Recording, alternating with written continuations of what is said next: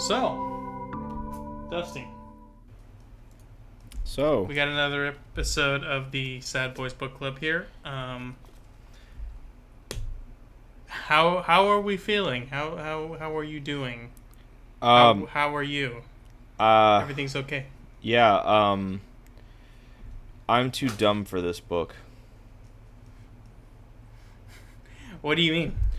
I mean that this book is for people that do the brains smarter than I, because I'm following it for the most part, and I'm enjoying it for the most part, but I just can't help but feel like while I'm reading this that this was written for someone with a higher IQ than me. And one of the things that's kind of interesting is this was actually a pretty well. It sold really well. If that might be a surprise, but I think it was like a bestseller, like a New York Times bestseller, which is pretty impressive. I wouldn't say it's surprising, honestly. Well, not necessarily from the style, but like in terms of like its. You know what? I don't think we have introduced the book. We haven't. I was letting this cold open kind of run on its own, but welcome to the Sad Boys Book Club. My name is Dusty. And I'm Daniel. And we're covering The Name of the Rose by Umberto Eco. Umberto Eco, indeed. But yeah, true to our, I guess, ramble there. It's a very interesting, complex book. It makes me wish I had taken AP European history instead of government and economics in high school. Yeah, what good did that ever do us? Literally nothing. If I'm being perfectly honest, I had to take those classes again in college because I wasn't able to take the AP test for either of those. So it really was just kind of a waste of my time. Yeah. Believe it or not, I am not in government, nor am I an economist, so I think it's safe to say that those also did nothing for me. Well, theoretically, I could understand the value of learning about your government, the system of government you live under, and some basic rules about the economic system you live under. However, both of those things, as a consequence of where we live, where we grew up, both of those two courses were, I don't want to say exclusively propagandistic, but there was a heavy propaganda element in both of them. So that I feel like, honestly, I would have been better served to just wait and then take those classes again in college, and then just so I could get.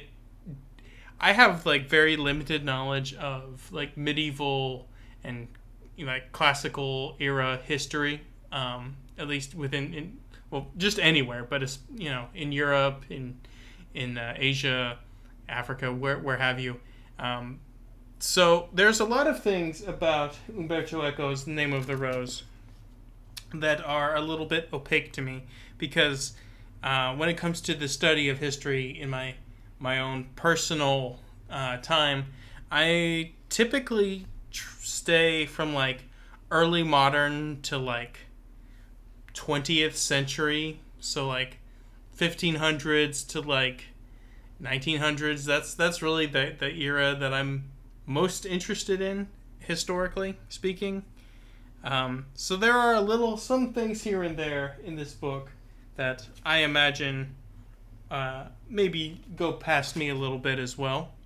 But I think I'm following a good chunk of it. I did pick up a book it's called The Key to the Name of the Rose, which has a glossary that describes a lot of the people that are being referenced in this book, because you'll get a lot of references to people that were like philosophers or scientists or theologians from the time period of like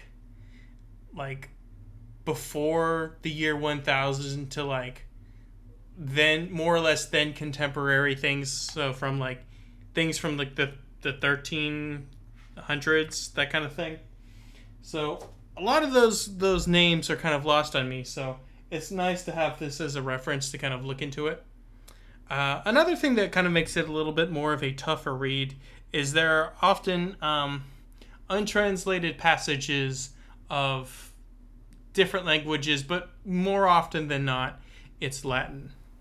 And I think it's not a bad thing. It definitely is fitting within the context of the story, which takes place in a Catholic abbey in the medieval era. I'm sure Latin was spoken pretty frequently and was used essentially as like an academic lingua franca, if you will. But all this to say, it's not a bad read by any means. It's very interesting, but it's very dense. Um, so there's just, I guess, I know we usually kind of save these thoughts towards the end, but I just figure I would go ahead and just put that out there if there's anyone interested in reading this. One of my recommendations would be to um, usually I would recommend actually against reading with like your phone in your hand or even like next to you. I I am the kind of person that I can, oh, my phone will buzz and like, oh, I need to go check, oh, I got a notification for whatever, and then I will allow myself to get distracted, chasing down whatever, the endless rabbit hole of the cell phone. So generally speaking, I like to, when I'm in my reading time, kind of put the phone away. I'll turn the ringer on so that if it's from one of my important contacts, I'll still hear a ring. But other than that, I just kind of want to like lock in on the reading.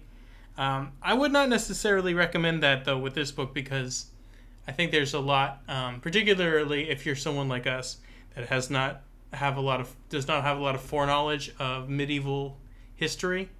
Um, that said, there are a few things that I guess I just want to kind of mention off the dome here before we get into this. So it takes place during a period called the Avignon Papacy.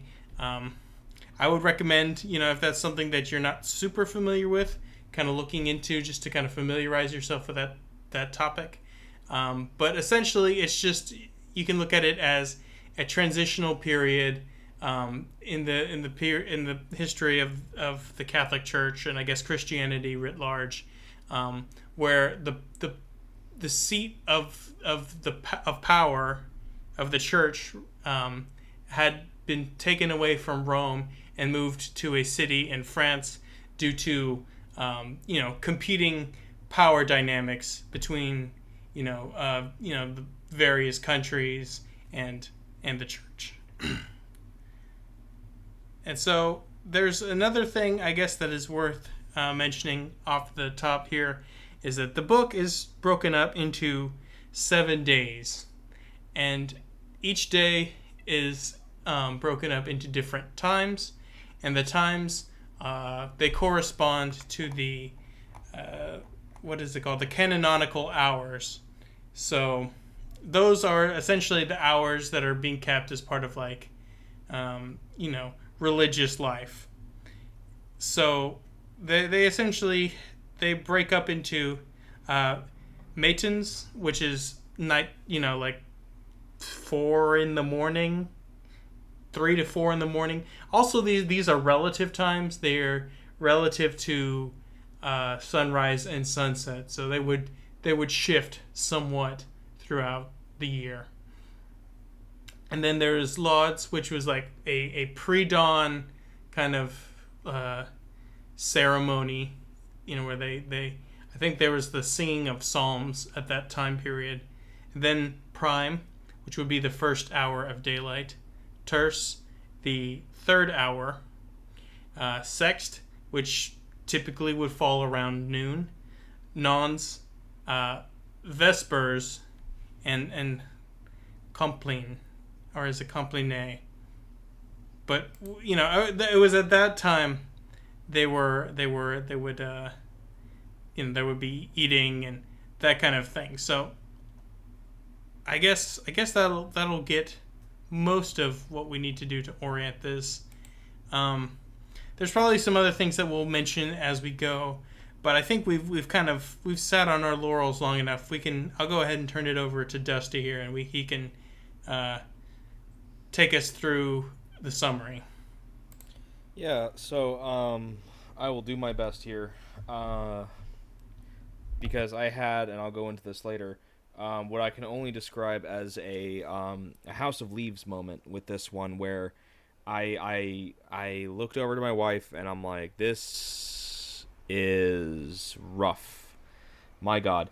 But yeah, the general premise here is, as I understand it, is so the story is being told. So this is like a story within a story. So we have our prologue narrator, who is, I'm assuming, a characterized version of Umberto Eco, who has spent, it sounds like, the better part of like the last 10 plus years trying to discover this story about this character in this abbey, because he had like seen some passages about it and was translating it and was super interested in it, but he was like on a train or something and someone just kind of stole the manuscript or whatever, and all he was left was with his translations. And like eventually in like 1980 he gets like a tip from somebody else, and eventually finds what we will read for the rest of the book, which is this monk, what's his name, Adso of Milk. yeah, Adso of Milk, and his travels with William of Baskerville as they go to this abbey whose location and name have been intentionally kept hidden by Adso. And it's him retelling this tale near the end of his life about how back in like November, I think it was late November of 1324, how him and William went to this abbey, and basically the murder mystery that was forced upon them that they have to try and solve. And it's the 7 days that they are in this abbey. So today we're only covering days 1 and 2. I think our general plan is this week is day 1 and 2, next week is day 3 and 4, and then the week after that is 5, 6, 7, and the epilogue. So nice round 3 parts. So that's our schedule here.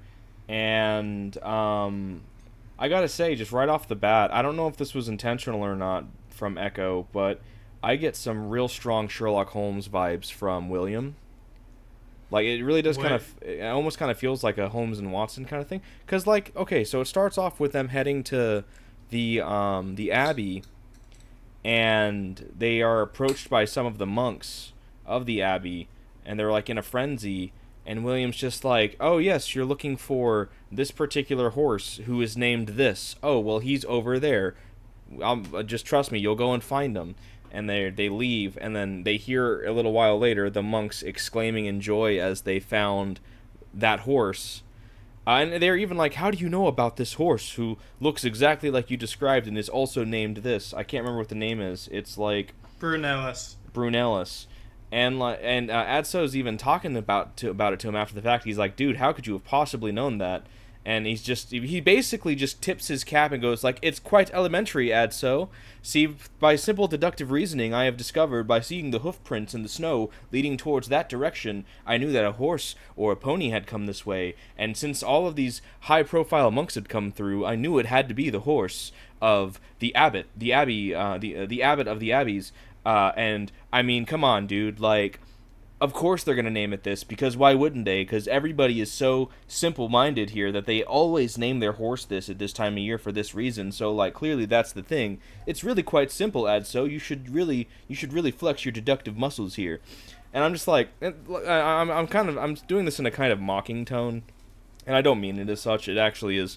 It's a fun passage. I was like, man, I kind of like this William guy, but the whole time I'm just like, man, this dude's like medieval Sherlock Holmes or something. Can I respond with one question? Yeah. Have you ever heard of the novel The Hound of the Baskervilles? Yeah. You mean the very famous Sherlock Holmes novel. That's probably his the most famous novel of Arthur Conan Doyle's. If anything, maybe only second to Fall of the Reichenbach Fall. And his name, the main character I that know, you're. William of Baskerville. Like, yeah, believe me, it wasn't lost on me. I saw his title, and I'm like, oh, like the Hounds of Baskerville, and then all of this happens, and I'm like, oh, like Sherlock Holmes. So Yeah, so it's just an extended, literary reference there. yeah, so it was fun. I enjoyed that bit, and so they get up to the Abbey, and they meet the they don't actually meet the abbot first, right? Or do they meet the abbot first once they get there? I can't remember. Or no, they because the what do they call him? The caterer. The cellarer. The cellarer is the guy that they run into who's looking for the horse. But I think it might have been the abbot. I'm sorry, I don't remember. Hang on, let me just really quickly flip over here. Well, while you do that, I just want to mention briefly the reason that William and Adso are in this abbey. So essentially, they are on a political mission, not unlike, and this is the vibe I was kind of getting in addition to the Sherlock Holmes, like Star Wars Episode 1. I'm kind of seeing in my mind Qui-Gon and Obi-Wan kind of situation. But they're on a essentially a diplomatic mission to sort of, I guess, discuss, take the stuff from the Emperor and kind of talk to the abbot about what what kind of cooperation or room for cooperation there is there. Let's see if I can find exactly what it's. I can just imagine they make it to the Abbey and they both pull down their hoods, and Adso's like, Master, I have a bad feeling about this. There's also another thing to. Here's another thing we might mention. They are from different religious orders. William being a Franciscan, which is an order within the Catholic Church that is a little bit. I thought he was part of the spiritualists. The spiritualists are an offshoot of the Franciscans. They're like more extreme, but they are attempting to kind of bring the Catholic Church to a more traditional understanding of of consecrated life, vis-a-vis like vows of poverty. Whereas at this point in history, the Catholic Church was extremely wealthy and extracted a lot of money from people and used it to ends that were not always beneficial nor specifically religious. So that was kind of an issue. And then there's Adso, who is a member of the Benedictine order, which is a more like traditionalist kind of following the line of the Catholic Church kind of thing. They're very strict. They observe not vows of silence necessarily, but they have rules about silence that's prescribed at certain different points of the day. They're a little bit more serious, a little bit more somber. Anyway, the thing about the Franciscans is because they are nominally, what they would want would necessarily weaken the Catholic Church politically. They are essentially, while they have been maligned within the church, the people like the Holy Roman Emperor, who are currently in a political battle with the Catholic Church, they are going to, they're going to protect those people, and in these sort of recriminations back and forth, they will defend these people as not being heretics because, well, it is politically expedient for them to support a faction within the church that would, in effect, give them what they want. Yeah, a lot of really political tangents in this book, for lack of a better term, about the deeper machinations of all of these. It feels like warring factions of Christianity. which just seems weird to me nowadays. It's like you have all of these groups of people that are trying to out Christian each other to the point to where it's like, I'm so Christian that you're not Christian enough, therefore I guess really Catholic, not Christian here. But like, I'm so Catholic that you're not Catholic enough, that you're so not Catholic compared to my Catholic that you're basically heretical in the Catholic way, so I should kill you. And it's like, man, Well, I mean, it gets clearer when you realize that what's driving it, ultimately, although they will dress it up with certain theological and ideological arguments, is it's and while there are true adherents to all of these ideas, um, ultimately what's happening is a push and pull over power. Including like things like, is it called investiture? But essentially things like whether a head of state has the right to appoint and dismiss, think people like bishops, or is it like the Catholic Church that has the right to do that? Does the Catholic Church have the right to, crown the emperor of the Holy Roman Empire, or is that or later they would go to like an elector based system where there would be like different princes and margraves and different people of different titles that get votes, so to say, to crown who is the king or emperor rather of the Holy Roman. So when you look at it, when you zoom in here to like the specific, where you see these guys like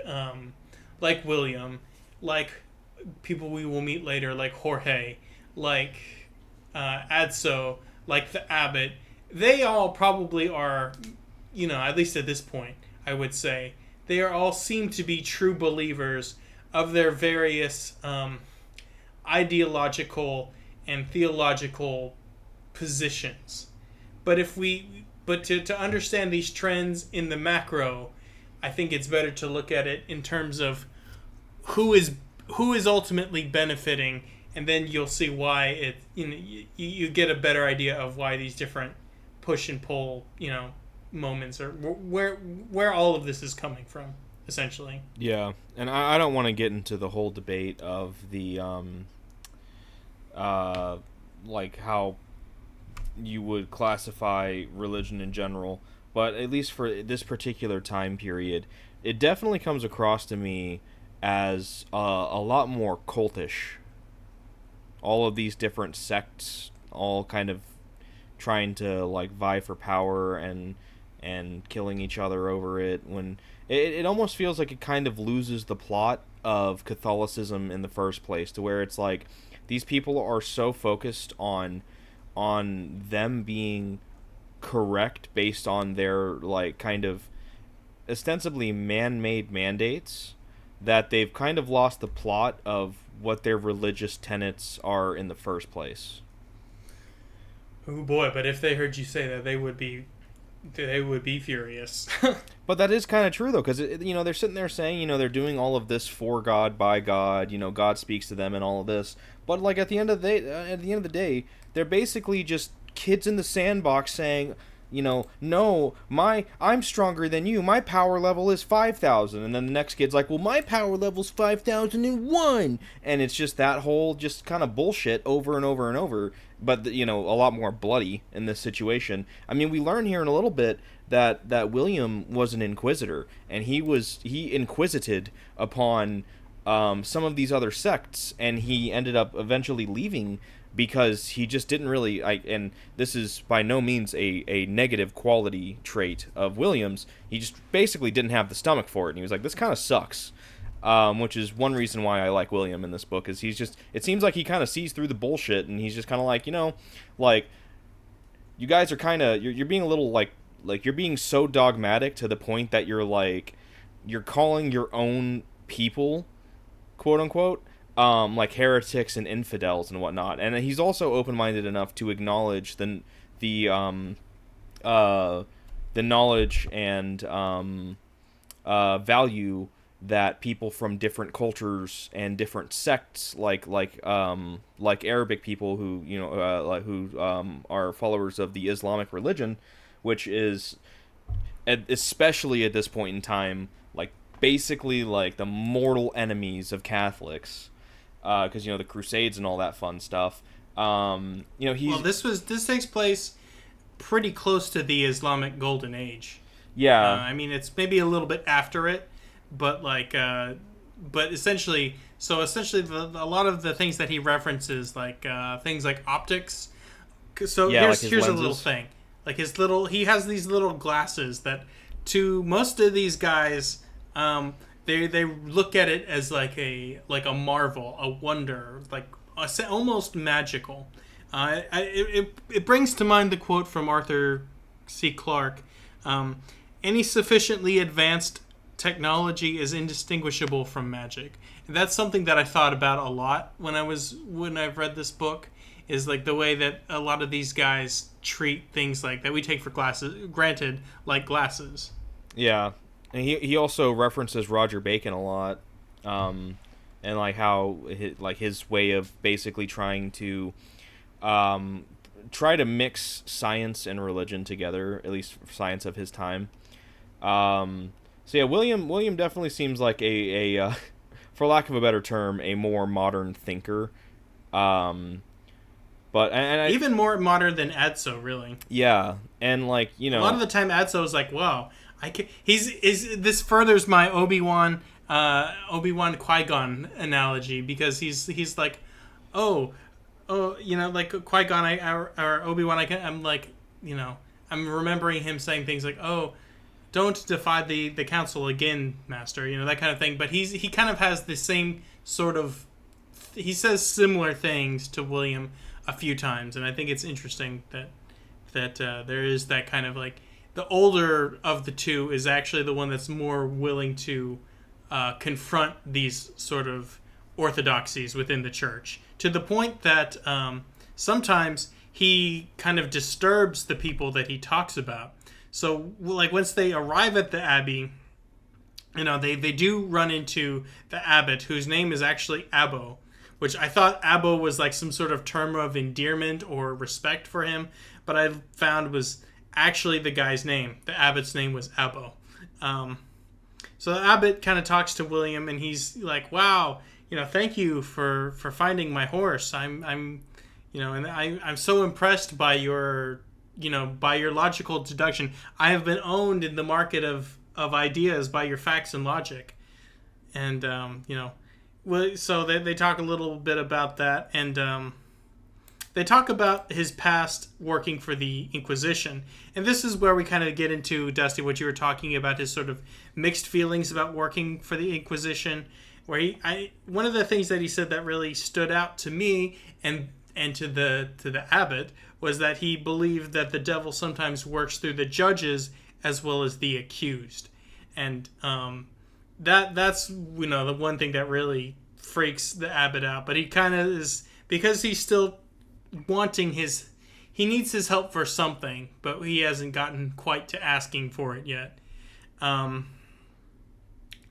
so but he moves on, and he essentially asks him to help him investigate a murder, based on the strength of his one time working for the Inquisition.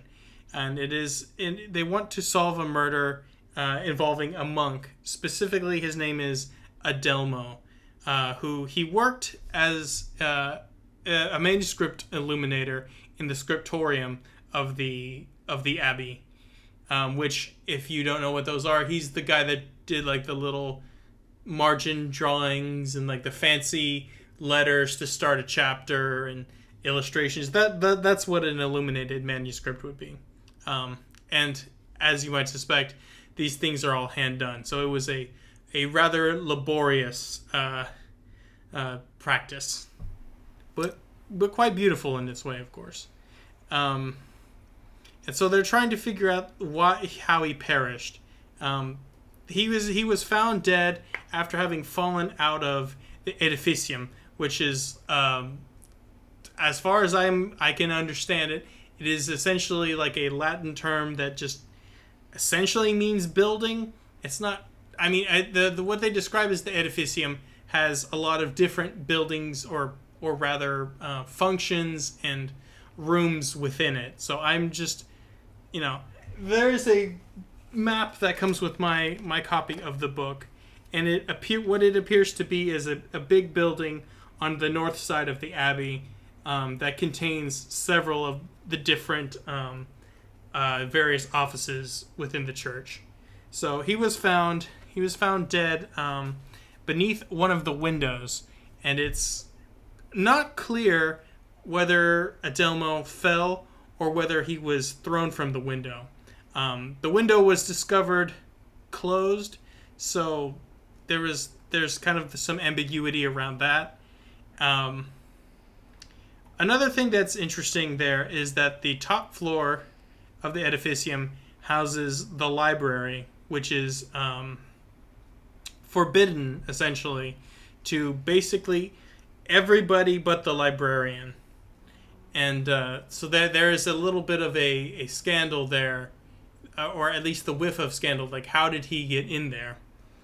And there's also some like local servants, and this is again where the power structure comes into play. They have like 150 servants that come from the surrounding area. So essentially they have some sort of feudal ownership of that area. So the people that they've requisitioned there. He highly suspects that they were not involved, because they are essentially barred from entrance after dark. So it essentially, logically, it can only be one of the fellow monks that is involved. And William, being the upstanding guy he is, he agrees to help, but he asks only that he is able to move freely throughout, the abbey, pursuant to his investigation.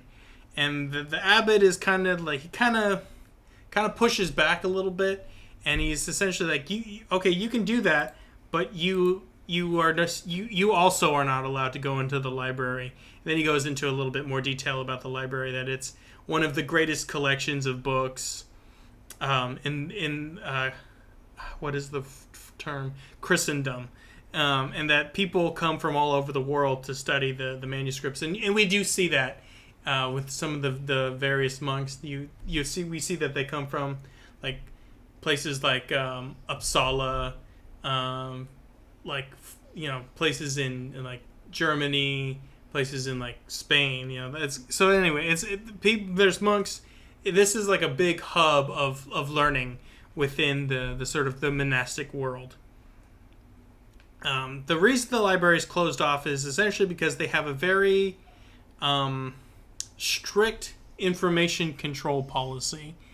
I think they said something like, not all truths are for all ears, and not all falsehoods can be recognized as such. Something to that effect. Which I can't disagree with that completely, honestly. Maybe not, but there is a certain sinister quality, especially within the context of this library. I mean, that is true that is undeniably true, really. But it's just like, by controlling the information to the degree that they do, they are creating a situation that is like kind of inhibiting the spread of knowledge, which they would argue is kind of the point. And there's also just something.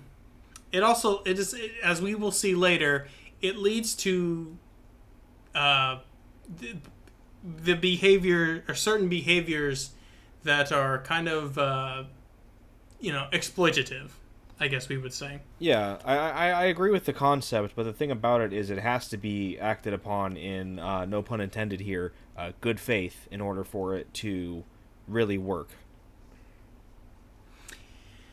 But there is, I think that's mostly it. I think then that's when they start to go into the church, and Adso sees a door and he starts freaking out. So first they go and rest for a bit because Abo tells him that tells William that his old master or whatever was it Ubertino Ubertino. is there, and he would much like to see him, and William's like, oh yes, I would love to see him as well, but we're going to rest first. And I think it's actually while they're resting, I think that's when Abo comes in, and he doesn't notice that Adso is like sleeping in the corner, and that's when I think that's when they do most of their conversations about Adelmo. I could be mixing up my timeline here a little bit, but I don't remember either. I just gotta say, it's kind of. I know a common thing that people said a lot with Game of Thrones was they just had a hard time keeping track of every character with all of their names and who they were and whatnot. This book didn't do me any favors by almost immediately dropping Adso, Abo, and Adelmo. All pretty quickly, and I'm just like, boy, this is going to be one of these, isn't it? I still could not, I can't tell you the difference between, like, Salvatore. I know Jorge, I can distinguish him because he's super memorable, but, like, I know that Malachi is the librarian, but that's, like, it. But then there's, like, the Berengar, who I kind of know now because he's kind of become a bigger player. But, like, there's all these names that have been thrown at us, and I'm just like, man, I'm not keeping all of them straight. Yeah, there's some. This is one where it would be nice if there was like in some. I hate to be the guy that always does this, but in some video games it's nice where they will have like a codex, like you could like a codec, but one that's more useful than that. Like when you're mid conversation, you hit a button and then it'll like pop up, like, oh, it's. This guy is this guy. This is his deal right now. Like things from like Final Fantasy 16 or that's exactly what I was actually thinking. Was 16 similar to this Pentiment. So those are two examples. It would actually honestly be nice to have it within the context of this book sometimes. Yeah. But, to get kind of back to the plot, they're now heading to the church to speak with Ubertino. And this is that aforementioned House of Leaves moment for me. This is Sect of the First Day. And I struggled so much with this chapter. This was the moment where I was like, this book is smarter than me, and I'm going to have to come to terms with that. This is 100% a criticism on myself and not the book. So please don't take it as a criticism of the book.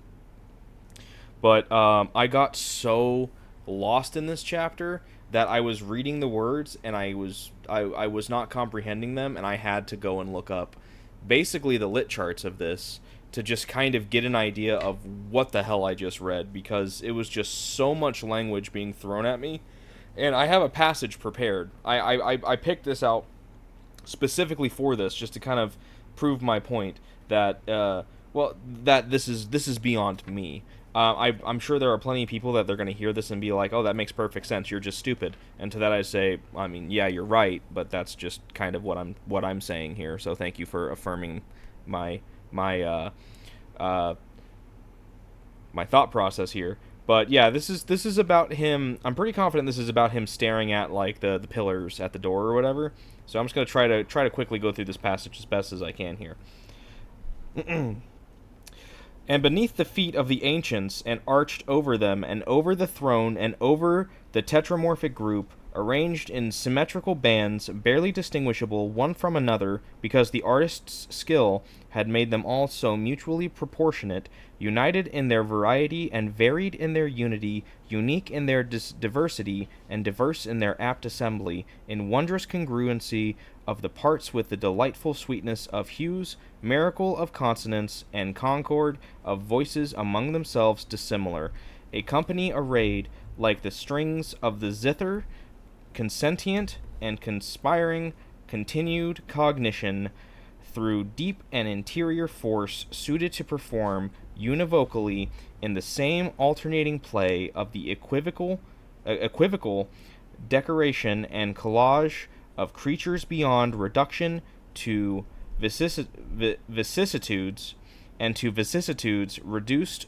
work of amorous connecting, sustained by a law at once heavenly and worldly, bound in stable nexus of peace, love, virtue, regimen, power, order, origin, life, light, splendor, species, and figure, numerous and resplendent equality through the shining of the form over the proportionate parts of the material, there all the flowers and leaves and vines and bushes and cornyms were entwined of all the grasses that adorn the gardens of earth and heaven, violet, cistus, thyme, lily, privet, narcissus, taro, acanthus, mallow, myrrh, and mecca balsam.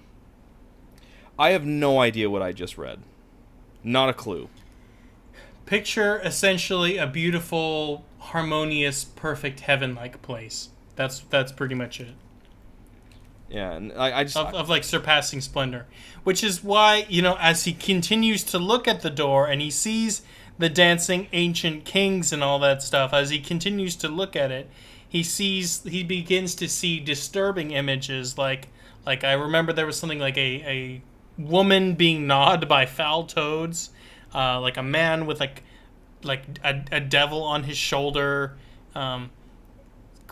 something like creatures from Satan's bestiary, something like that, like talking about like mythological creatures like sirens and dude, he just straight gorgons. Up lists them. He just creates a full list of every creature that probably is listed in the bestiary of like Dante's Inferno, and I'm like, my God, dude, like you're just making lists here.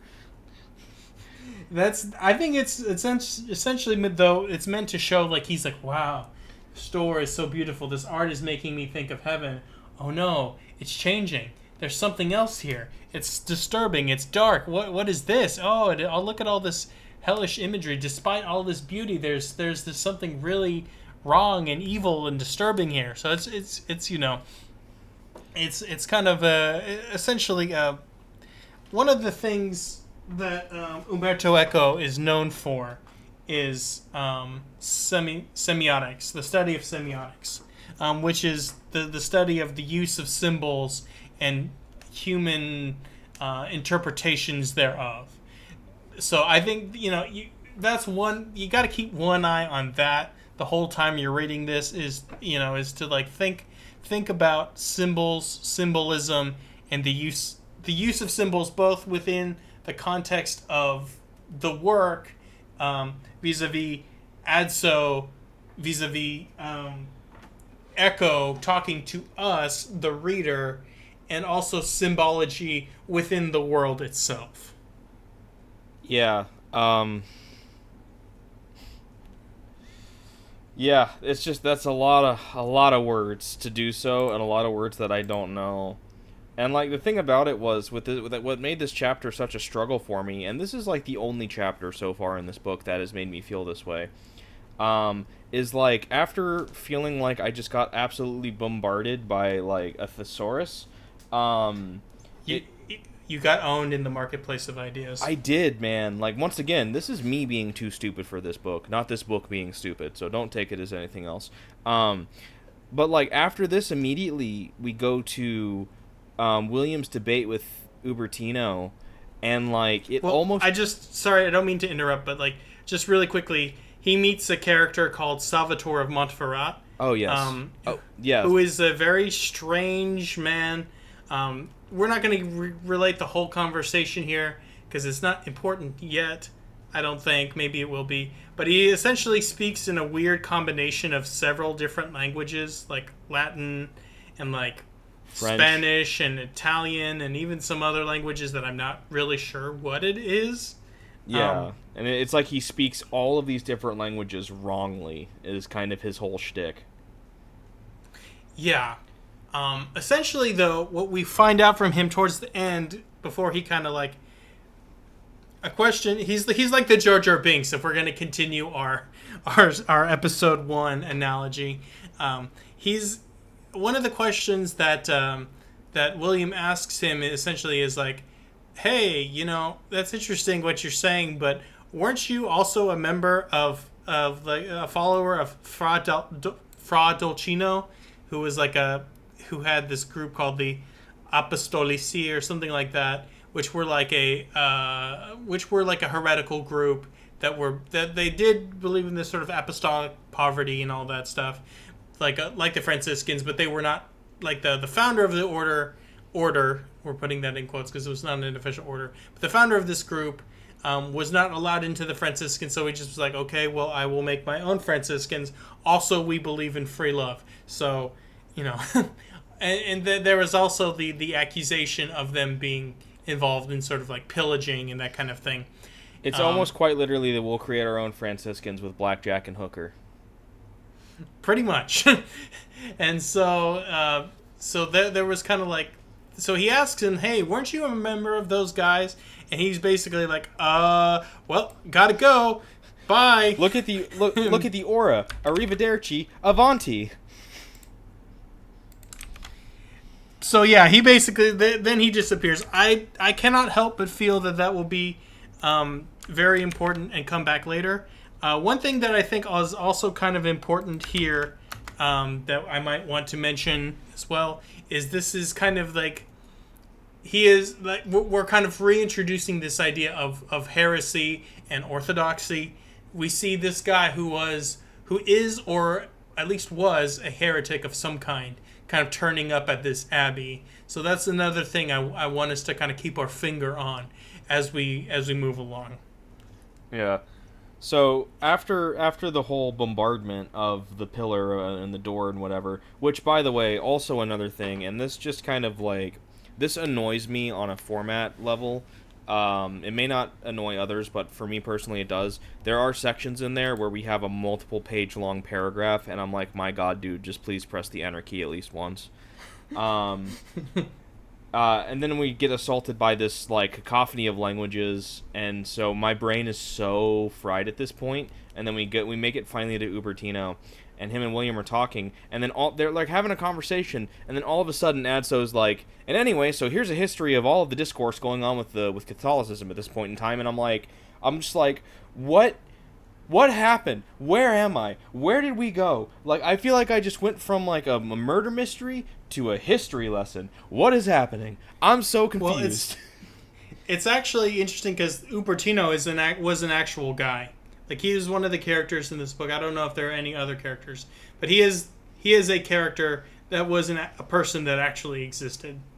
Yeah, but like, I was just so lost in this chapter, and I think I got the basis of it, though I did have to go onto the Google machine and get a little help afterwards, because I felt like it just kind of felt like I got into a debate with somebody in a topic that I have zero knowledge of, and they are an expert on, and I just kind of left just feeling like I have no idea what happened, but I know that I lost.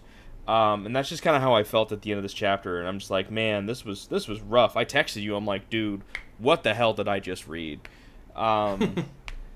Like, even my reading speed took a massive hit. I think I'm currently averaging like 45 pages per hour on this book. That section I was averaging 27 pages. I'm like, good God. Like, but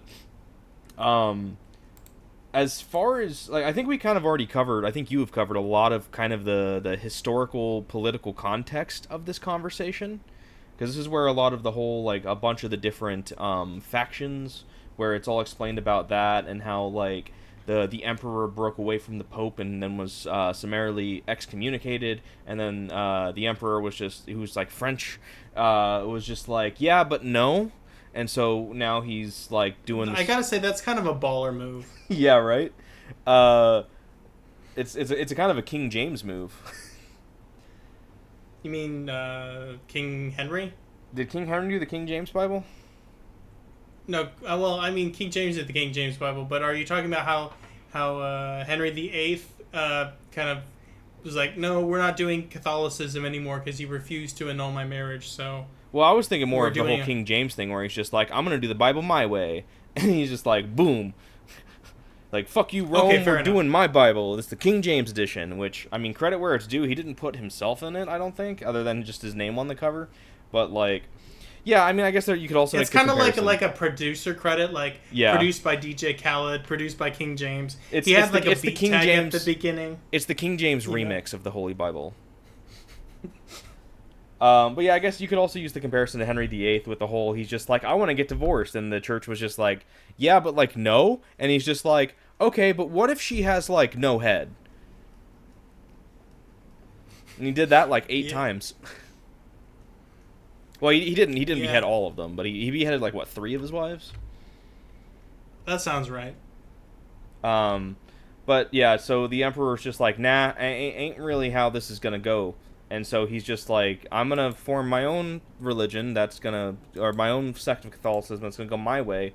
And if I remember correctly, William and Adzo are technically on the emperor's side of things here, and they think that Yeah, they the are. pope is just a silly Billy who has just got a Satan on his shoulder that's just not really a good guy. And they're like, man, that pope dude, he's just not the best. I forgot his name. It was like Pope, it's like John the 22nd or something like that. I don't think so. At least not 22nd. Let me look at that real quick. You know what? You were right. It was Pope John the 22nd. Haha. Wow. You think like do you think when this dude was like when he was when he won the papacy, that when he decided he was like, and I shall be Pope John the 22nd, all of the bishops and cardinals just kind of groaned and they're like, oh god, not another one. Like, come on, have There's- have a little originality. There's man. been like 30 popes at this point, and you're John the 22nd, man. Like, come on. There were 12. There were 12 disciples, and John wasn't even one of them, and you're just picking this again. Yeah, there's a serious lack of creativity going on there. Indeed, that I'm going to file a complaint with the 14th century Catholic Church. Yeah. And now for something completely different. Pope John the 22nd. One last little bit about Ubertino before you move on. We get a little bit more of the backstory about William's persecution of the heretics vis-a-vis his taking part of the Inquisition. Yeah. So essentially he's like, he's trying to get he kind of excoriates William for a little bit for like, you were too lenient and you did all, you let all these sinners get away. And essentially William, who, and I hate to keep saying this, but this is basically a continuous theme in the book, is owning your opponents in the marketplace of ideas using facts and logic. He basically is like, yes, you say I do not persecute heretics, and yet these people that you venerate are friends with the heretics. Curious. And then that basically destroys Ubertino, and he's like, and then basically they part company a little bit there shortly thereafter. Yeah. Which, to kind of go back to an earlier point I brought up earlier, I think this is also a part where William brings up the vast amount of knowledge and, for lack of a better term, progressivism that's coming from the Arab nations at this point in time. We're like less than 100 years divorced from the Crusades at this point. The Great Holy Crusades that were super successful for Christianity, and super legitimate, and definitely about Christianity and not about power. Yeah. So it's kind of shocking to see somebody so basically down with the Arabs at this point in time. That would ostensibly, like, I guess an equivalency. I mean, 100 years ago would have been World War I. And I mean, to be fair, we're all kind of chummy with like all of the countries that we were kind of enemies with in World War I at this point, because a lot of things have changed. But like, the difference being is that these were like massive holy wars that in some contexts are still going on to this day, just in a lot more of a cold sense. And this dude who is supposed to be on like the polar opposite side of the conflict is just like, yeah, but these dudes are smart as hell and they're doing some crazy cool things over there. So it's just kind of another one of those things that shows, for lack of a better term, the more kind of like liberal minded that William is. Well, he does kind of represent a sort of spirit of reform. He's like he reminds me less of a person that existed at this time, although they did exist, but like you know what I mean. Like he is like to me he kind of represents the spirit of the enlightenment that is to come in the I guess towards the end of the 14th, the end of the well, I guess that works. But like to a certain extent. But what I mean is like there is he kind of represents where the world would be going, at least ideally, as opposed to these all these people who are very stuck in a very rigid doctrinaire traditionalist view. If that makes sense. Yeah, which for as medieval as this feels, we're only about 100 years off from the Italian Renaissance, which was an absolute explosion of culture. Which is weird to think about. Because, like, 1300s feels so medieval to me, but, like, the 15th century feels so much more modern, comparatively speaking, because of just all the things that like, kind of happened during the Renaissance. It's a very, like, a very famous creative point in time in history for art and literature, uh, Philosophy. yeah, like just everything, and it's I'll go ahead and admit right now that a lot of my love and knowledge of the Renaissance started with Assassin's Creed 2. I'll admit it, but boy, it just really There's no shame in any entry point into history, I would say. it does romanticize it in a really, really fun and engaging way that encourages you to actually learn more about it. So credit where it's due to Ubisoft back in 2009. But yeah, we're only like 100 years away from that, and it's so crazy to think of how different the world is comparatively. And like, yeah, 100 years is a lot of time, but like in the grand scheme of things, like looking back, the difference for us between 600 years ago and 700 years ago is really not that big. So, Yeah. yeah, it's just kind of crazy. But anyways, back to the plot.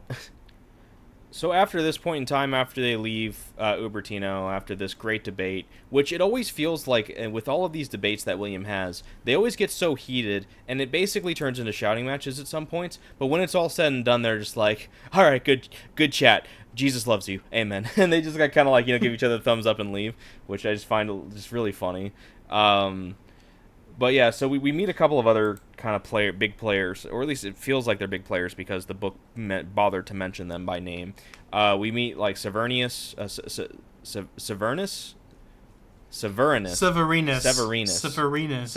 thank you, who is the herbalist, and he's just like, "Yo, dude, like, these are the things that I do." And William's like, "Ooh, yes, I do the herbology as well." And he's just like, "Oh, you're pretty neat. We should chat later." And he's like, "Indeed." So that's a whole thing. He seems like a pretty dank dude. We meet Malachi at this point, who's the librarian, and he's like kind of an asshole. We meet Berengar, who is the assistant to Malachi's, and he was like, if I remember correctly, this is the dude who was best friends with Adelmo. Yeah. They were like super close. We meet Benno, who is a person, I guess. He'll kind of come into play a little more later. And like we kind of just get more of not so much the crime scene, but it's just like, well, I'll go show you his office, essentially. I'll go show you his cubicle. Because they can't visit the crime scene. Yeah, because it's it's on a cliff, and also it's they think currently it's the library is where he jumped. But like they go see his desk, his little cubicle, and here's where we meet Jorge, who is like one of the biggest, the worst guy ever. He's like the biggest dickhead in this book so far, which is saying something because there's a literal murderer out and about. And this dude, he can't be the murderer because he's blind and he's old. He's like the third oldest dude in the Abbey. And this dude is so... He was friends with Adam. Yeah, basically. He's so up his own ass that he thinks that it is sinful to laugh. And he's like, Jesus never laughed. I guarantee you this is the kind of dude who would like unironically say Jesus wept. Like, dude's such an asshole. Like, I think like William makes a couple jokes, and all of the other monks are just kind of like, they're kind of chuckling, and they're all just kind of having, it's a nice kind of you know moment of levity during this kind of dark moment, because one of their monks has just died, possibly suicide, possibly murder. We don't know. And then, Which suicide being a massive deal, that would have been like instant hell. yeah, they definitely would not think that suicide is badass. Uh, so Jorge just comes up here and he's just like, "You're all stupid. You're all dumb. Laughing is sinful. Jesus never laughed. You guys are dumb and stupid, and I hate you, and I'm really stupid and mean, but fuck you." And like him and William just kind of argue a little bit, and it's just kind of, look how much of an ass this guy is. He doesn't like laughter. He thinks it's a waste of time. And it's like, all right, dude, like it must suck to be this hateful for someone who's supposed to be, well, I mean, I guess we're this dude feels a little more Old Testament, because he's just so hateful. He's like the epitome of, there's no joy in religion, it's only servitude. And it's like, I don't.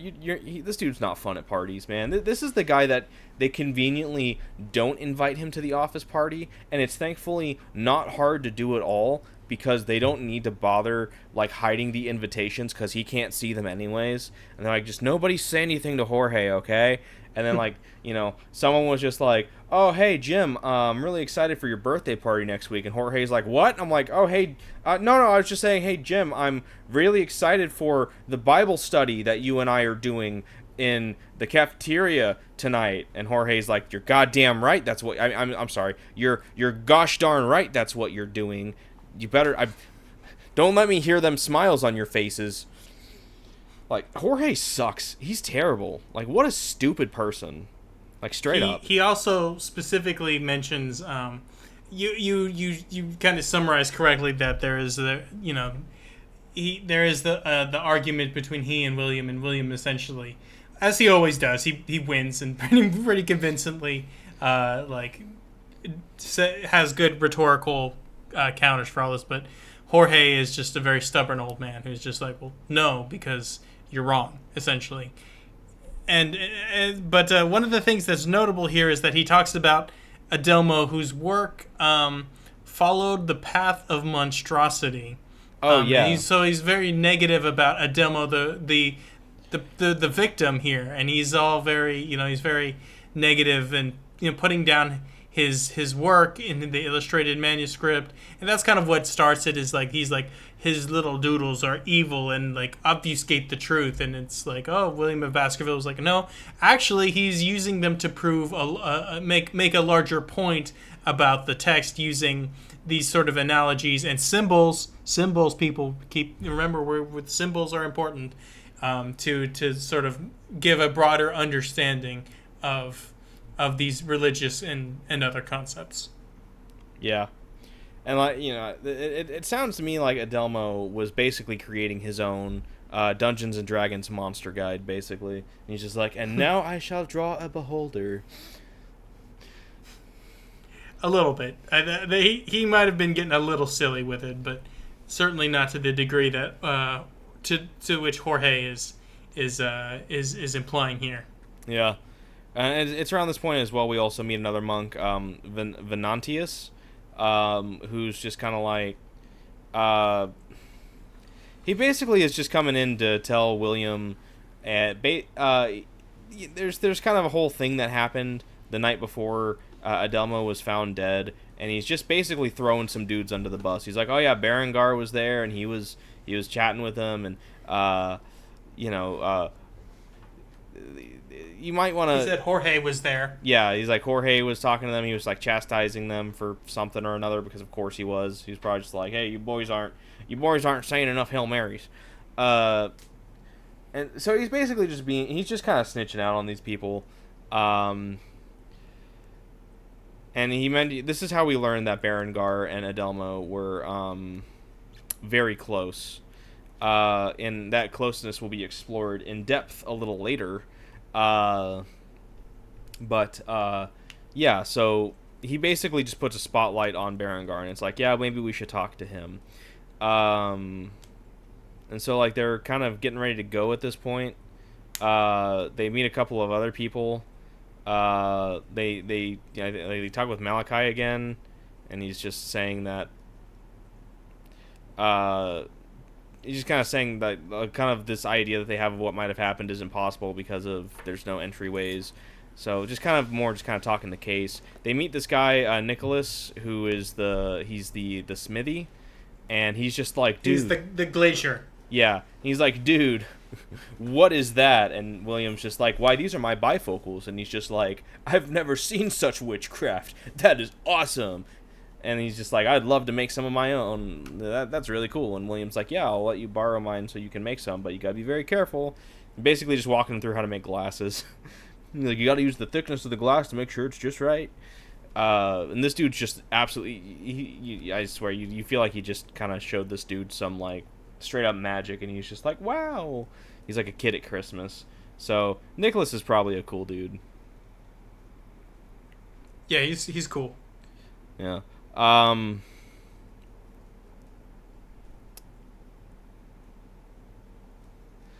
So yeah, kind of one of the bigger things that happens now is William posits that he thinks that Adelmo was not murdered, but that he killed himself. We don't really know why, but he thinks that it's almost kind of coincidental that his body was found under the windows of the Edificium. You're gonna have to help me with this word again. The edificium. Edificium. I was close. And that he just actually kind of just threw himself off the side of the cliff, and the storm kind of moved, caused a small kind of like avalanche or like a snow slide that moved his body to under the window, and that's why he was found there, and that also would explain why he was directly under the window. But it seems like there was no way that someone could have pushed him out of the window, or he could have jumped himself due to the fact that the window was closed and there was no signs of, because there was a storm that night, that any water kind of came into the library. But it also just kind of creates, like you said earlier, this kind of conspiracy of people kind of coming and going in the library when they're not supposed to. And then at dinner, I think this is where we have the bit where Jorge's talking about how Jesus never laughed, which is, I don't know, man. I feel like surely at some point in time Jesus would have cracked at least a smile. Like, you'd think, right? Well, William, that's exact part of William's argument. He's like, no, it's not that he didn't laugh. It's just the Bible doesn't specifically mention him laughing. Yeah, this kind of argument, and if he is, and to use what little remains of my my catechistic knowledge of having been raised Catholic, if Jesus is to be considered both fully divine and fully human, humans have a sense of humor, even though some people's sense of humor, like Jorge, almost call it into question. Humor is a part of the human experience. I think it's safe to say just from that alone. Yeah, but his argument is so flawed too, because it's like, oh yeah, the Bible never says that Jesus laughed, so therefore he never laughed. And it's like, okay, well, by that logic, I mean, the Bible never said that Jesus farted either. So I mean, clearly his body was working at maximum efficiency and no waste was ever created. Like, right? Because the Bible never said so. And thus on the Sabbath of October, Jesus went and took a massive dump and prophesied to his people about it. Or, sitting there at the Last Supper, and Peter's just like, oh man, who let one rip? And Jesus is like sitting there trying to cover his own ass, no pun intended here. And he's like, Peter, thou who smelt it hath dealt it. Like, it's such a stupid argument that just because the Bible didn't say it means it didn't happen. It's like, dude, these are books that were written by men. Like, you really think they're gonna sit there and just show like the more base human sides of the person who is supposed to be their savior? Like, no, they're gonna deify him as much as they can, and yeah, they're gonna try to use the human parts of humility to like kind of really build him up, but they're not going to talk about things like, yeah, he cracked a really great joke along with the whip when he sent all of those rich men out of the temple. Like, that's just not gonna happen. Yeah, and he mentions some parts in Christian history, particularly during the period where they were being persecuted, when there was the use of humor to sort of preserve and sort of uphold faith in the face of persecution. Yeah. So we're almost done with the first day here, and I'm gonna try to go really quickly through the second day because we are taking quite a while right now. But basically at dinner that night, they're talking with Abo again, and it's just once again William's talking about the library, and Abo's just not really having it. Um, so as they're kind of heading back to their room, William thinks that there's got to be some sort of secret entrance because how else does Malachi get in and out? And they actually happen to see him come out of the chapel. And they kind of deduce from this, or rather, William deduces from this, that inside of the crypt that they have on the site, that there must be some sort of entrance to the library there. Um, and so it's just, now the plan is we got to find a way to sneak into the library whenever possible. And that's kind of where the first day ends. And to just immediately jump into day two, in the morning after the first, what was the first hour? Primus? After morning prayer, Venantius's body is found, and like, man, what a kind of brutal death. Like, this is very clearly a murder. So, they have stables, and they have like a pig pen in the abbey, so they can have meat and whatnot.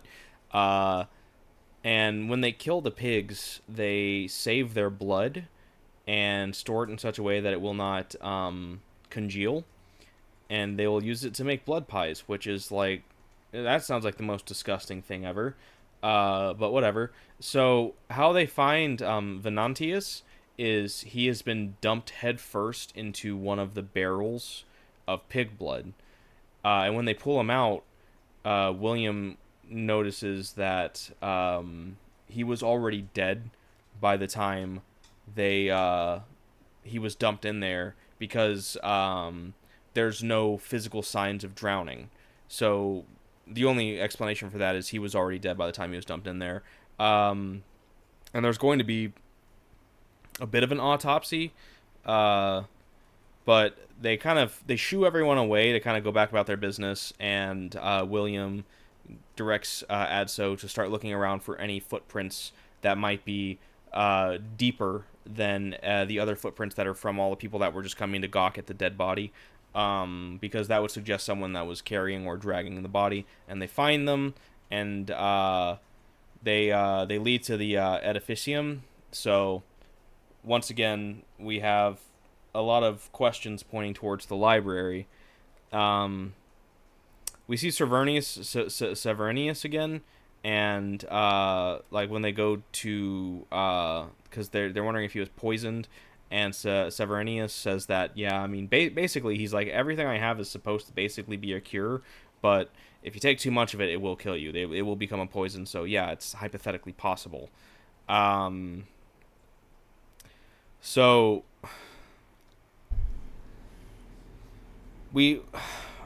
now they talk to Benno again, and he mentions how when they were there was like an argument during the argument about like the whole laughter situation. Venantius, he kind of starts talking about Aristotle and how like this is all, it's kind of further proof about this whole like comedy thing. And it's just kind of, once again, more and more of this whole, like, laughter's fine, and Jorge's like, no, it's not. This kind of whole thing. So the whole point of it just kind of leads, Benno basically is just trying to get them on to the path of Berengar, because he thinks Berengar is at least involved in some way. So they go and they find Berengar. And he's like super freaked out. He's kind of out of his mind a little bit, and William's like, this is the perfect time to interrogate him, because a scared person will possibly give up more than they mean to. And so Berengar admits that he claims to have Which seen. is interesting. Sorry, I don't mean to No, you're throw good. you, but it just shows some interesting depth and color to the character of William, because yes, he is kind of like, he does have these mixed feelings about what he did as part of the Inquisition, but he has still has it in him. He knows how to do it, and so he's kind of it's kind of interesting, and it kind of gives him a more rich and textured feeling. He knows to do these things, and he knows that he's not torturing these people. I'm sure maybe he has as part of his thing, but like what he's doing, he's using their weakness against him, and that's kind of an interesting thing for the hero of something to do. Yeah. And Berengar says that he actually did see Adelmo on the night of his death, but rather he saw his ghost, and that he was like he was talking in like it seemed like in riddles about how like he was calling Berengar his beautiful master, and how he was suffering in hell already for like the sins that he had committed, and he was like feeling super guilty. Um, and so yeah, Berengar is just kind of it's like super, he's just he's not in a great mental state at this point. And I think what is happening is he's just kind of trying to cover his ass a little bit, because I think William doesn't necessarily think that he's lying, but he right now just thinks that he's just kind of maybe obfuscating a little bit, or at least kind of mixing up a little bit of like truth and fantasy, because he's like, it wasn't his ghost that he saw, it was clearly Adelmo.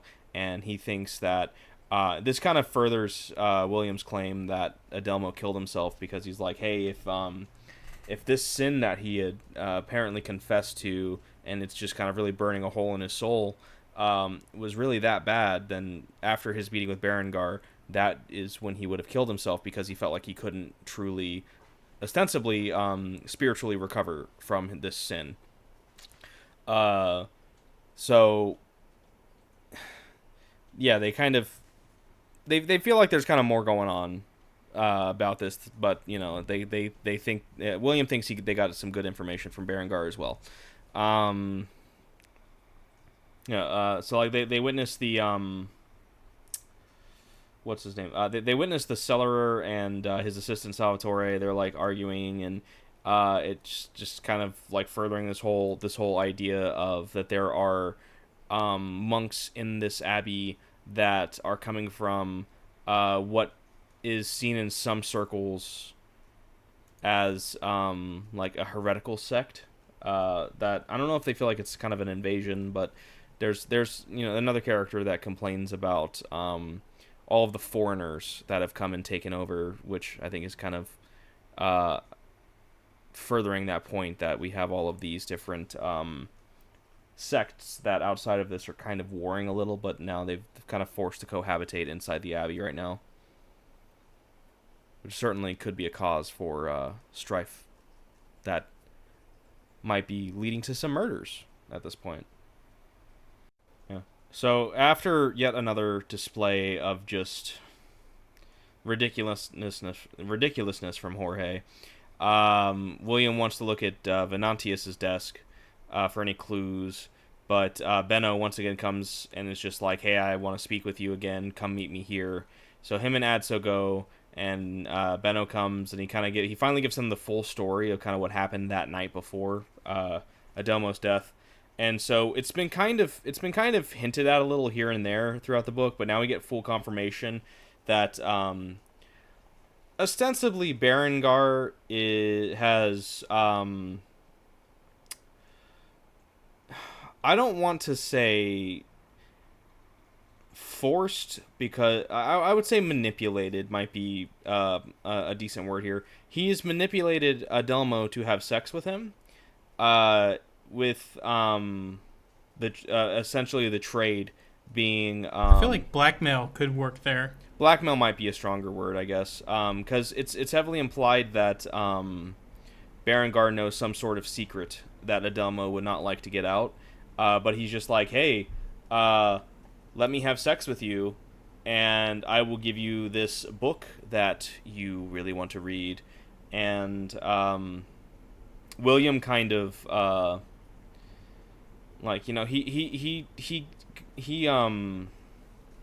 sympathizes for Adelmo because he's basically just like, yeah, um, it's not the first time that somebody has foregone something important to them for in the search for knowledge. For Adelmo, it just happened to be his virtue.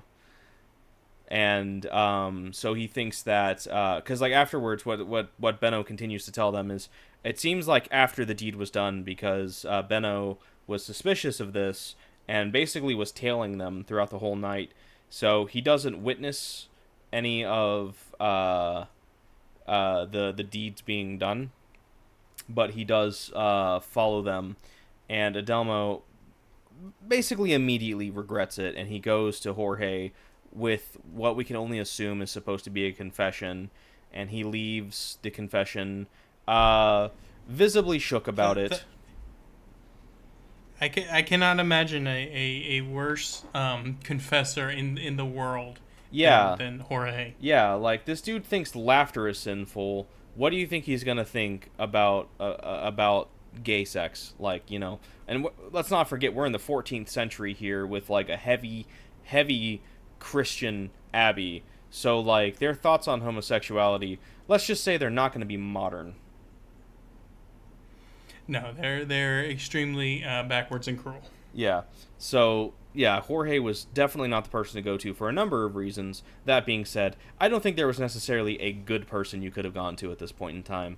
And yeah. No, it just led to like the worst of all bad choices. It just he this was a man that was truly in a very desperate and vulnerable spot, and this is part of the problem that I was talking about with the secrecy of the library.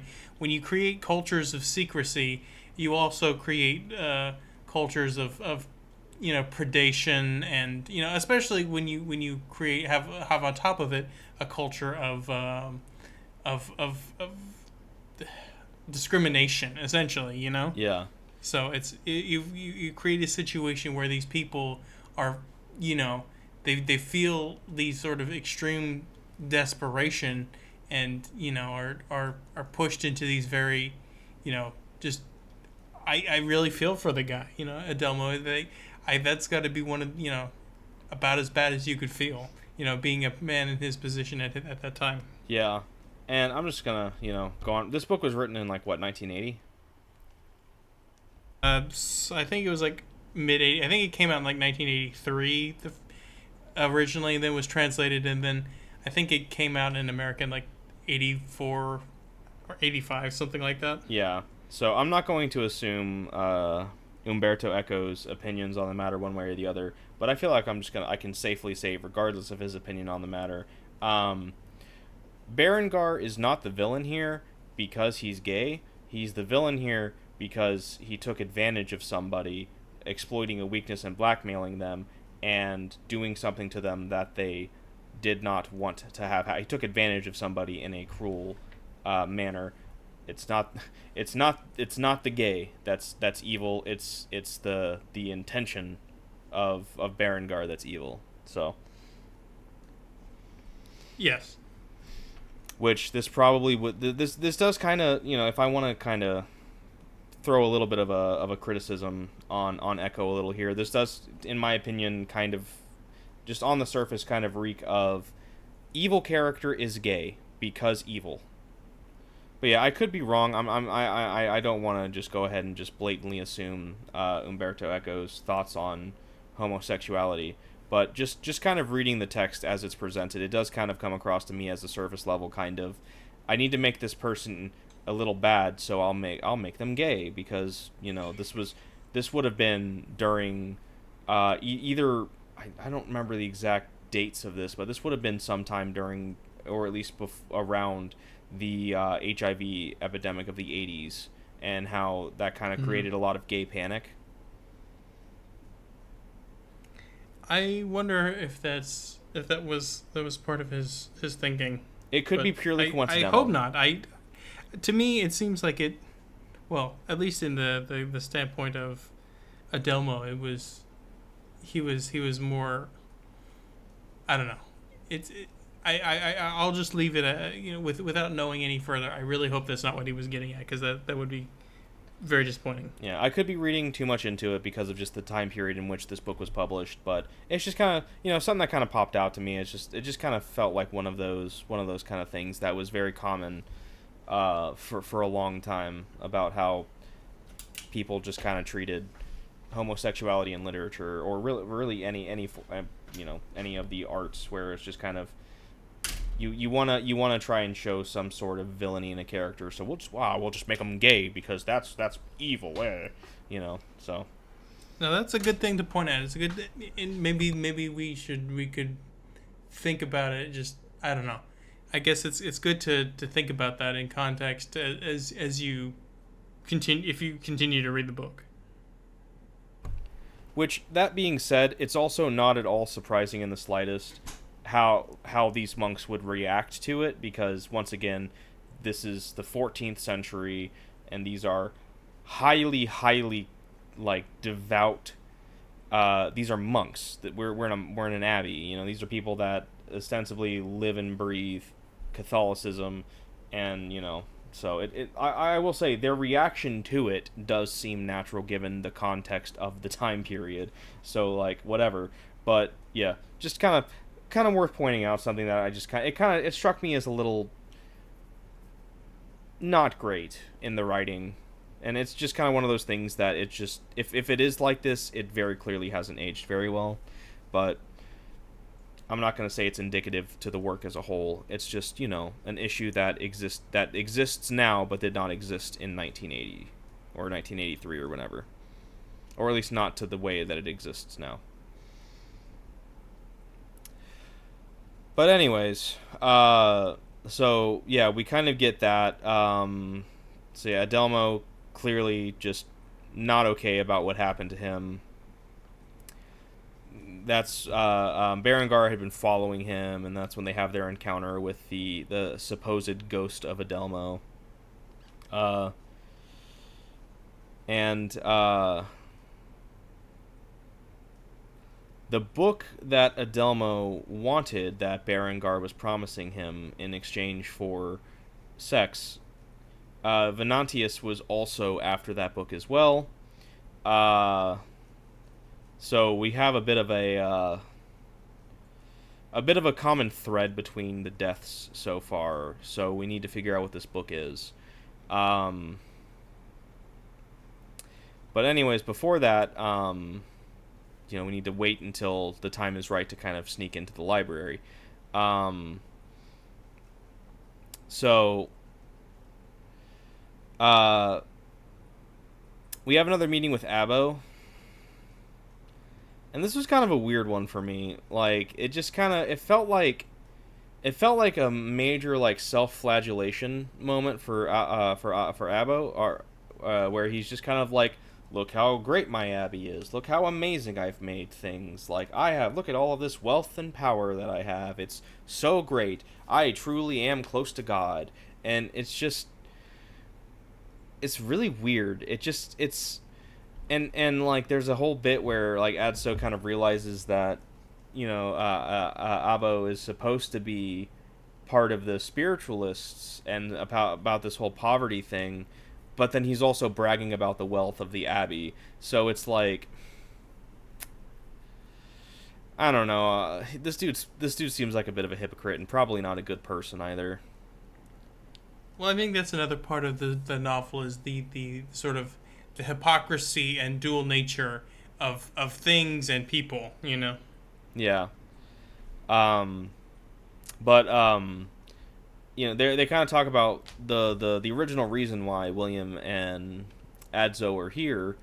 They're ostensibly emissaries from the Emperor, and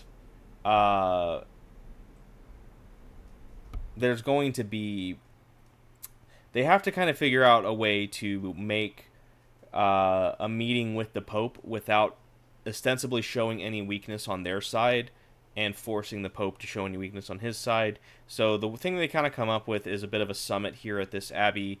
However, um, this puts Abbo in a bit of a complicated situation where one of two things needs to happen.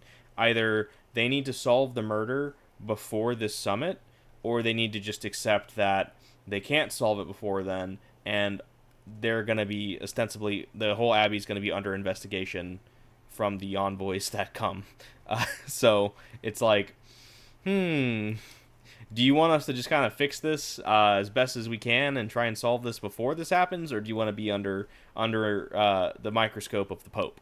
So, I think it's a power play by William that doesn't quite work the way exactly that he's trying to get to, because I feel like this is him trying to find a channel into the library without having to sneak around, but I don't think it really gets that far still. Yeah, I feel like we have another bit of like hypocrisy here from Abo, where like William is basically like Abo's just, he's calling everybody that's not under his direct specific line of thinking heretics, and William's just like, and he's just like, oh, they're all sodomites, they're all free lovers, they're all this and that and that. And William's just like, that's not true. This sect is different from this sect, and this one's different from this one. And Abo's like, they're not all different. They're all the same because they're all heretics, and that's all that matters. That's the one commonality that matters. Therefore, any differences are irrelevant. And it's like, just once again, this dude's just an absolute hypocrite. And it's really, in my opinion, it's just really weird infighting within a religion that's just creating a lot of really weird and unnecessary strife. At least that's what it seems like. But I don't know. I don't like Abo very much. I think he kind of sucks too. But yeah, after they leave with him, they find what's his name, Alenardo, who's the oldest dude there, and they get kind of it feels like almost kind of inadvertent information from him, because he tells them that the library is a labyrinth, and he also starts talking about a lot of things from I think it's from the Book of Revelations, right, where it's the 7-headed beast with 10 horns. And then there's like a crown on each head. It's like if I understand this correctly, and correct me if I'm wrong here, it's the beast in which the whole the whole 666, the number of the beast thing, comes from. Am I right there? I believe so. Yeah. Yeah. So he's like talking about that, and they kind of get once again some more information kind of about the library.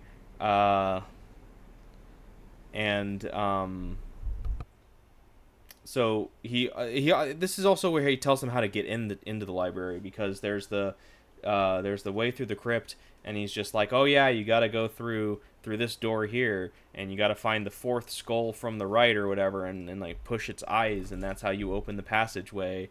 And they're like, oh wow, that's very interesting. We certainly won't use this for nefarious means. And he's like, all right, cool, bring me some I forgot what he asks for. It's like chickpeas, thank you. Like, yeah, bring me some chickpeas, they're great for my gums. And so they use this information, and they find the skull, they press the button, the secret passageway opens, and now here they are they made their way into the edificium, and so they go to Venantius's desk, and William wants to try and find the book that he was wanting to look at earlier before he was stopped by Malachi, but it's not there anymore.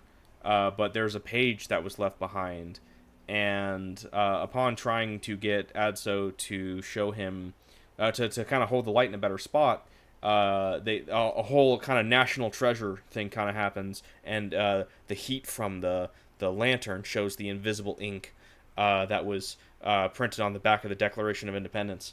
And so William is like, oh wow, cool, neat, but there's a disturbance, there's someone in there with them, and so they go to try and chase that person down, but they fell for the oldest trick in the book, where you just have the person just kind of throws the book into the other side of the area, and it's like, oh, what was that noise? And they go and investigate it, and then the person who threw the book, the intruder, or well, really they're the intruders, but the person that they are intruding upon goes back to the desk and takes takes what's there, including William's glasses, which he had put on to look at, and then set down on the desk upon the disturbance. So his glasses have now been stolen, and Adso tries to chase the dude down, but he doesn't catch up to the guy, and he flees through some secret passage that they won't be able to find.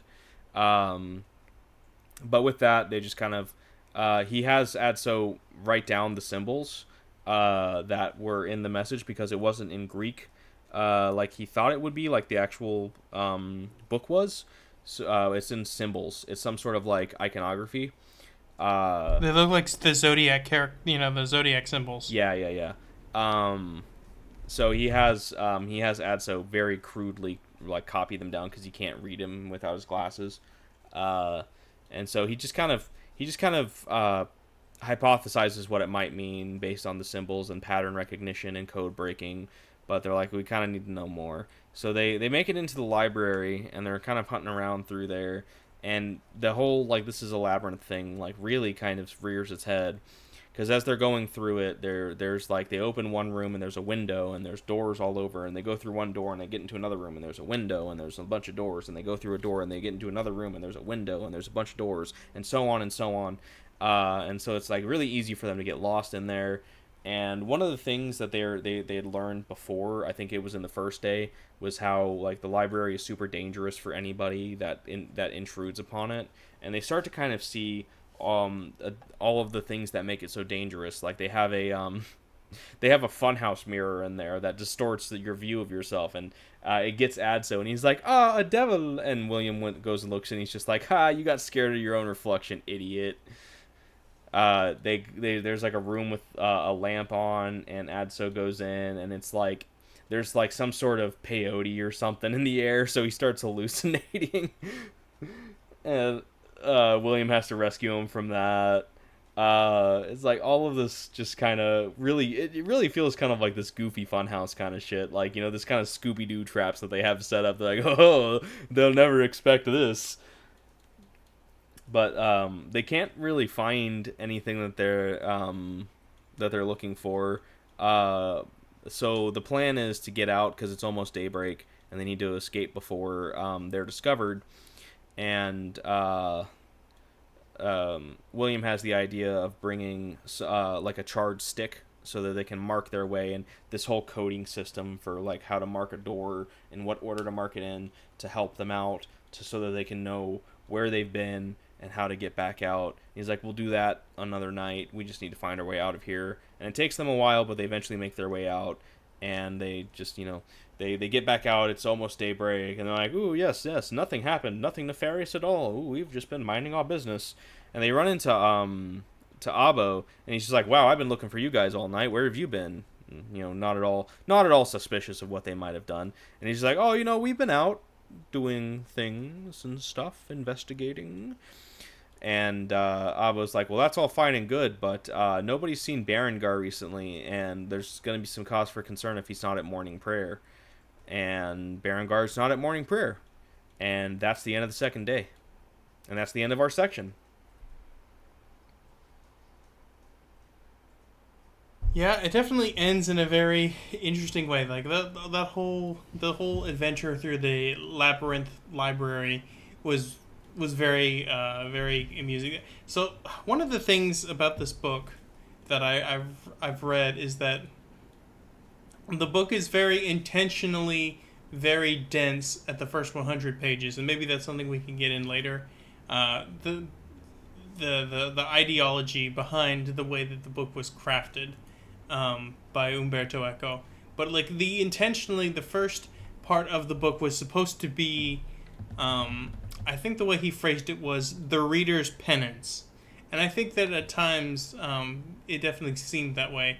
But from this mostly the second day on, it seems to be moving a lot quicker, and it's a lot more engaging, and fewer sections where there's like multi-page paragraphs.